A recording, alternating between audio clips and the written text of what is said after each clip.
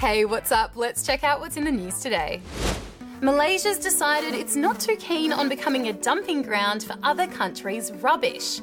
It's sending back hundreds of tons of plastic waste to Australia and other countries like the US, the UK and Canada. But why are we sending our trash to other countries in the first place? Things that can't easily be recycled. Plastic bottles full of maggots. CDs, or compact discs if you want to get all fancy about it. And giant cables. Yeah, it's not hard to understand why the Malaysian government's kind of annoyed. It's been on the receiving end of heaps of junk that's supposed to be recyclable from countries like Australia. Whether it's e-waste, whether it's plastic waste or whatever waste, we will send it back. And we will fight back. Even though we are a small country, we cannot be bullied by developed countries. Australia is one of many countries which sends a large amount of its recycling overseas to be processed because it's cheaper and easier than dealing with it here. But now, some of the countries being sent the stuff say it's not recyclable and there's a lot of plastic mixed in.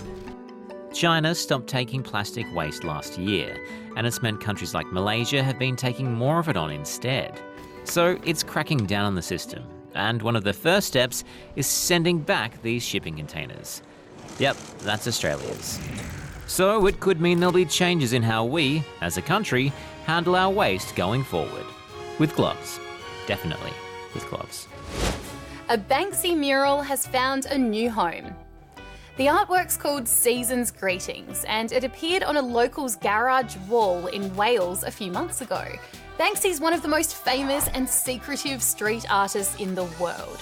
This latest piece drew huge crowds, and the garage's owner was keen to find a solution. So he sold it for more than $1 million, and after some very careful preparations, transported it here. Lucky guy. Star Wars fans are going to be pretty pumped about this next story. A brand new Star Wars themed area is about to open at Disneyland in California. The massive attraction cost about $1.4 billion to build. It features locations straight out of the films and even gives parkgoers a chance to pilot the Millennium Falcon. Let's check out what's happening in sport. English football clubs Arsenal and Chelsea have gone head-to-head in the Europa League final in Azerbaijan. It's Europe's second biggest club comp and features some of the biggest teams on the continent. Chelsea's Olivier Giroud opened the scoring with this header against his former team. But the goal of the night belonged to Arsenal's Alex Iwobi and this monster volley. Oh, that's magnificent! In the end, Chelsea were too strong for the Gunners, winning the match 4-1. There's been a big party in London today for the Cricket World Cup, which starts tonight. Hosts and tournament favourites, England, will get the ball rolling in their match against South Africa, while the Aussies will play Afghanistan in their first match on Saturday. In the lead up to the first match, cricketers were invited to a garden party at Buckingham Palace. They got to meet the Queen, and Prince Harry couldn't keep his competitiveness off the field, joking with our captain Aaron Finch that he's a bit too old to be competing. Don't worry, Aaron, we know you're a star.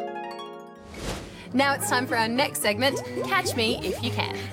Indonesian authorities were pretty surprised to find these little guys inside a Russian man's luggage at an airport in Bali.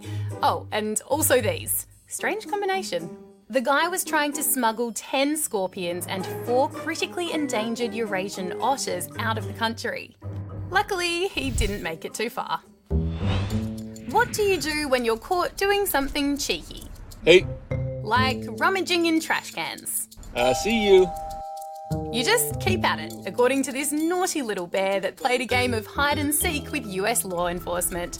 Let's watch that again. Hey. See you. And could this be the worst pitch ever? Mary, the Chicago White Sox Employee of the Month, was given this once-in-a-lifetime opportunity to throw the opening pitch at a game. She's not the first one to stuff it up, though. There was this shocker from rapper 50 Cent. Then Carly Rae Jepsen had a tough time with hers. Michael Jordan proved being good at one sport doesn't automatically make you good at another. And even the most powerful villain in the galaxy, Darth Vader, had a pretty rubbish go when it was his turn. That's it for today, but let us know what kind of theme park would you like to see built. Comment below and don't forget to like and subscribe.